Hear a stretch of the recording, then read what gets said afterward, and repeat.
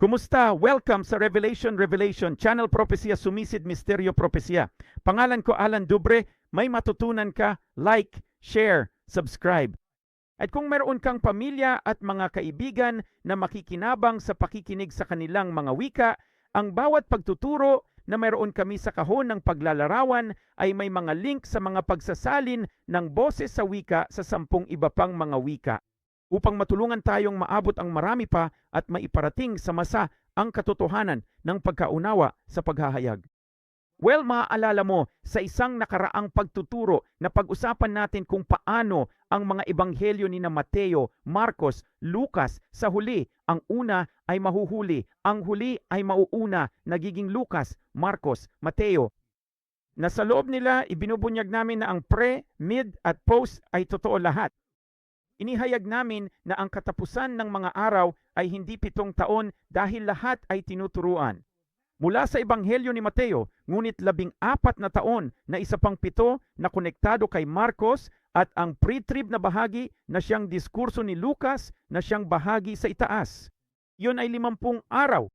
Bueno, sa loob ng lahat ng ito, ipinakita natin na ang Panginoon ay darating din ng 3 magkakaibang panahon sa loob ng mga diskurso. Ipinakita namin ito sa iyo sa Lucas Kabanata 1 o paumanhin sa Lucas Kabanata 21. Kung hindi ko babanggitin kung saang kabanata ako naroroon, tumingin lamang sa kanan dito at makikita mo ito. Ngunit sa Lucas 21, narito ang Panginoon na dumarating bilang nakasakay sa puting kabayo, gaya ng itinuro natin sa nakaraang pagtuturo. Siya ay darating bilang anak ng tao sa isang ulap. Ang salita sa ay nangangahulugang sa, ngunit ang ulap ay isahan. Pagkatapos ay makikita natin sa Marcos 13 sa kanyang talumpati, pagkatapos ng kapighatiang iyon na pagkatapos ng 6 na taon ng mga tatak, nakikita natin ang anak ng tao na dumarating sa mga ulap sa salita. Sa doon ay nangangahulugan sa, ngunit ang salitang ulap ay maramihan. Ito siya pagdating sa mid-trib at pagkatapos ay pumunta tayo sa Mateo 24 at ito ay kaagad pagkatapos ng kapighatian ng mga araw na iyon na kung saan ay sa katapusan ng 13 taon ng kapighatian, 7 taon ng mga selyo at ang katapusan ng 6 na taon ng mga trompeta. Ang Panginoon ay darating sa mga ulap. Ngayon, lumilitaw na ito ay katulad ng kay Mark. Ngunit kapag tiningnan mo ang salita, nalaman mong ang salita sa ay hindi nasa, ito ay ang salitang Griego, 1909, at nangangahulugan ito sa mga ulap. Iyan ay dahil ito ay kapag ang Panginoon ay babalik mga paa pababa sa bundok ng mga olibo. At gaya ng itinuro natin sa nakaraang pagtuturo, darating siya sa huling taon upang matupad tulad noong mga araw ni Noe. At iyon ay 1 taon at 10 araw at pagkatapos ay magiging tunog ng jubileo. Ipinakita namin na sa 2 mga taga-Korinto Kabanata 12 sa nakaraang pagtuturo, ito ang 3 pagkuha o pagbabalik ng Panginoon. Ibig sabihin ito ang iyong pre-trib higit sa 14 na taon. Ito ang iyong mid-trib ay nahuli, malaking madla rapture. And isaybekad punas ng katapusan ng 14 na taon kapag ginawa niya ang mga araw ni Noe na nakarating na siya sa kanila at hindi niya sila dadalhin ng anumang pasanin, ngunit titipunin niya sila pabalik sa lupain. Kita mo, ang pre, mid at post ay hindi direktang konektado sa 3 pagdating ng Panginoon. Sa katunayan, sa Lucas 21 na sa versikulo 36, ito ay nagsasabi, magbantay kayo, kung gayon at manalangin palagi upang kayo ay mabilang. Karapat-dapat na tumakas sa lahat ng mga bagay na ito na mangyayari at tumayo sa harap ng anak ng tao. Tumang pre-trib verse ng lahat ng mga diskurso. Walang binanggit na isang pagtitipon sa pagtatapos ng Marks. At walang binanggit sa dulo ng Matthews sa Kabanata 24. Bakit? Dahil kinukuha ang pre-trib bago bumalik ang Panginoon. Pagkatapos ng 7 araw na kasalang hentil sa langit, ang Panginoon ay babalik sa 8 araw at sa kanyang pagbabalik, siya ang magiging mangangabayo ng puting kabayo. Wala na ang pre-trib bago siya pumasok. Luke, okay? Makikita natin sa Apokalipsis Kabanata 5 sa verse 9 at 10, umawit sila ng bagong awit, ikaw ay karapat-dapat na kunin ang aklat at buksan ang mga tatak nito. Sapagkat ikaw ay pinatay at iyong tinubos kami sa Diyos sa pamamagitan ng iyong dugo mula sa bawat lahi at wika at bayan at bansa. At ginawa tayo sa ating Diyos mga saserdote at mga hari. At tayo ay maghahari sa lupa.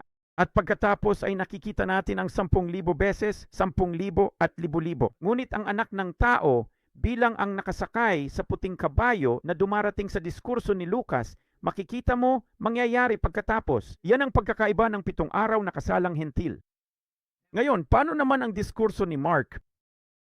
Ang diskurso ni Marcos at pagdating ng Panginoon ay mababasa sa pagtatapos ng ika-6 na taon at tatak. Kapag nagrereklamo at nababaliw sila, nakikita ang Panginoon na dumarating, nagsasabing, mga bato at bundok, bumagsak sa amin at itago kami. Mula sa mukha niya na nakaupo sa trono, at mula sa puot ng kordero. Sapagkat dumating na ang dakilang araw ng kaniyang puot at sino ang makatatayo? Well, ang mid-trib great multitude rapture ay hindi mangyayari hanggang sa Apocalypse 7 pagkatapos mabuklod ang 144,000. Pagkatapos ay makikita mo ang malaking pulutong ng mid-trib na nakatayo sa harap niya. Nakikita mo ang kanyang pagdating direkta konektado sa pagdating. Bang, isang grupo ang dinadala o tinanggap sa kanya. Kita mo, close sila. Kaugnay sila, ngunit hindi sila direktang konektado. At paano naman ang Mateo Kabanata 24? Makikita natin ito dito sa Apocalypse 11 verse 15. At tumunog ang ika-7 anghel. Kaya ito ang simula ng ika-14 na taon ng kapighatian. Sabi sa ika-7, tumunog ang anghel at may mga malalakas na tinig sa langit na nagsasabing ang mga kaharian ng mundong ito naging mga kaharian ng ating Panginoon at ng kanyang Kristo at siya ay maghahari magpakailanman. Kung pupunta tayo sa Apokalipsis 10, sa verse 7, ito ay nagsasabi, ngunit sa mga araw ng tinig ng ika-7 anghel, kapag siya ay nagsimulang humihip, ang hiwaga ng Diyos ay dapat matapos. Kita nyo, sa sandaling magsimulang tumunog ang ika-7 anghel, ang Panginoon ay nakitang dumarating sa mga ulap, hindi na pumasok. Ito ang Mateo 24, siya na pumapasok na ang ibig sabihin ay nasa mga ulap. At ano ang sinasabi nito sa diskurso lamang ni Mateo? Na ito ay sa tunog ng isang malaking trumpeta. Iyan ang ika-7 trumpeta ng paghahayag na magsisimula sa ika-14 na taon ng kapighatian. Buweno ang ngayong araw ay tungkol sa pagpapakita sa iyo ng ganap na katibayan nito, ang hindi maikakaila na patunay sa 3 talata pabalik-balik sa lumang tipan. Ito ang 3 pagdating ng Panginoon. Handa ka na ba para dito? Sa mga numero kabanata 24 verse 7 hanggang 9, pakinggan kung ano ang sinasabi nito. At kaniyang ibubuhos ang tubig sa kaniyang mga balde, sa gayoy siya'y nadugtungan sa tubig, at ang kaniyang binhi ay malalagay sa maraming tubig, at ang kaniyang hari ay magiging mas mataas kay Agag, at ang kaniyang kaharian ay matataas. Ipapaliwanag ko sa iyo kung ano iyon sa ilang sandali, ngunit tingnan mo itong pangalawa. Verse 8, ngunit inilabas siya ng Diyos mula sa Ehipto. Siya ay, kumbaga, ang lakas ng isang unicorn. Ang unicorn ay isang baka, okay? Pumunta tayo sa mga numero kabanata 24 sa Isaw at tingnan kung ano ang kahulugan na ito. Ang kabayong may sungay ay isang baka o isang ligaw na toro. Ito ay isang toro, okay? Ito ay kumakatawan sa isang baka at sinasabi, kakainin niya ang mga bansa na kaniyang mga kaaway at kaniyang babaliin ang kanilang mga buto at tutusukin sila ng mga palaso. Ito ay kapag siya ay dumating sa katapusan ng ika-6 na taon ng mga tatak. Ito ay kapag siya ay dumating sa mga marka, sa mga ulap. At ano ang kanyang darating?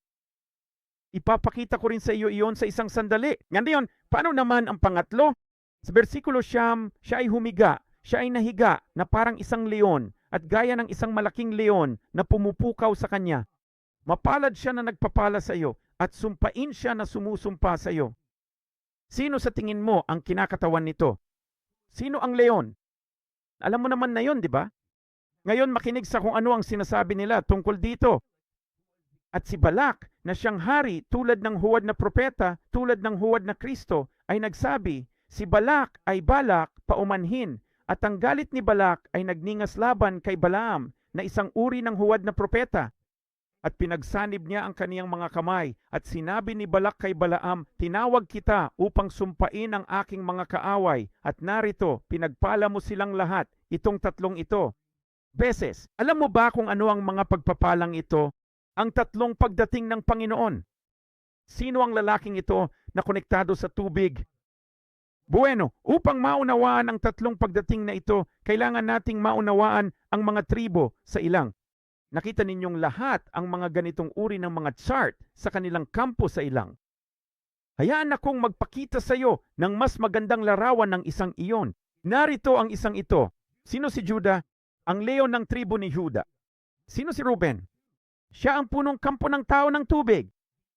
Ang Ephraim ay kinakatawan bilang pinuno ng kampong ito sa kanluran at siya ang baka. Sino si Dan? Ang Dan ay nasa hilaga at si Dan ay kinakatawan bilang ang ahas. Panoorin mo ito. Nakikita natin sila sa kanilang mga tribo na nakalista dito sa ilang. Si Ruben ang lalaki at tubig. Ang Ephraim ay ang baka, ang kabayong may sungay. Si Dan ay kumakatawan sa ahas, okay, sa hilaga. At si Judah ay ang leon ng lipi ni Juda. Nakikita natin ito sa mga numero kabanata 2. Sa dakong silanganan, ang watawat, ang kanilang watawat ay ang Juda at siya ang leon. Sa timog ang watawat ay ang kampo ni Ruben at siya ang tao at tubig. Ang mga Levita ay nasa gitna. Sila ang mga pari. Sa kanlurang bahagi ay ang watawat ng Ephraim at siya ang baka, ang kabayong may sungay, ang toro.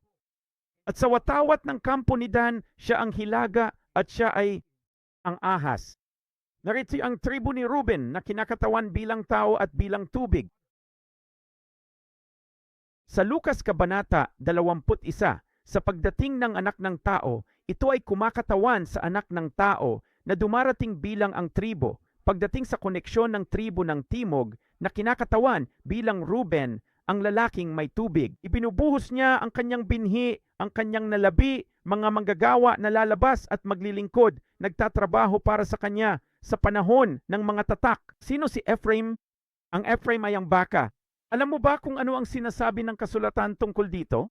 Sa mga bilang kabanata 23, versikulo 22, inilabas sila ng Diyos sa Ehipto. Siya ay kumbaga ang lakas ng isang unicorn. Diyos, siya ay may lakas ng isang baka. Kung pupunta ka sa Jeremiah 31, pakinggan ang sinasabi nito simula sa verse 8. Narito, aking dadalin sila mula sa hilagang lupain at titipunin ko sila mula sa mga hangganan ng lupa at kasama nila ang mga bulag at mga pilay. Yung babaeng may anak at ang kanyang naghihirap na magkasama, isang mahusay na kumpanya. Alam mo ba na ang salitang ito na great company ay ang salitang great multitude? Ito ay isang propetikong larawan ng katapusan kapag ang Panginoon ay dumating upang tipunin ang malaking karamihan ng mid-trib rapture. At patunayan ko ito sa iyo dito mismo. Isang mahusay na kumpanya na nangangahulugan din ng isang malaking tao. Ngunit gusto mong malaman kung ano ang baliw, tingnan kung ano ang sinasabi nito sa verse 9. Sila'y darating na may pagtangis at may pagsusumamo at aking papatnubayan sila at palalakadin ko sila sa tabi ng mga ilog ng tubig sa tuwid na daan na hindi sila matitisod. Sapagkat ako ay ama ng Israel at si Ephraim ang baka ang panganay. Sino ang panganay ng Panginoon? Sino ang sa kanyang panganay? Ginagawa Kristo. Ano ang tawag sa sila? Silang nangalat, kaniyang titipunin at iingatan sila gaya ng ginagawa ng pastol sa kaniyang kawan. Yun ay, si Kristo ay kinakatawan bilang ang baka. Kailan tinitipon ng malaking tao? Sa ikapitong taon ng mga seal, ang mid-trib great multitude rapture. Iyan ay nang dumating siya sa diskurso ni Marcos bilang ang pagdating ng anak ng tao sa mga ulap, maramihan, sa pagtatapos ng ika-6 na taon ng mga tatak. Paano si Dan? Si Dan ang ahas. Si Dan ay kumakatawan kay Satanas nang si Satanas ay itinapon sa gitna ng mga trumpeta 3.5 taon pagkatapos na mahuli ang trib napakaraming tao at nakita natin ang matandang ahas na yon, ang Diablo na inihagis. Kita nyo, pagkatapos mahuli ang mid-trib sa paraiso, let me say kapag siya ay itinapon, paano natin malalaman na mid-trib ito? Ito ay sa ika-5 trumpeta nang aking makita ang isang bituin mula sa langit na nahulog mula sa langit na inihagis sa lupa at sa kanya ay ibinigay ang susi upang mabuksan ang kalaliman. Ito ang kasuklam-suklam na paninira sa Mateo Kabanata 24. Ngunit kung gayon, ano ang mayroon tayo? Nasa atin ang leon ng tribo ni Juda. Kapag ang Panginoon ay bumalik, ang mga paa pababa sa bundok ng mga olibo kapag siya ay makikitang dumarating sa mga alapaap ng langit sa tunog ng isang malaking trumpeta.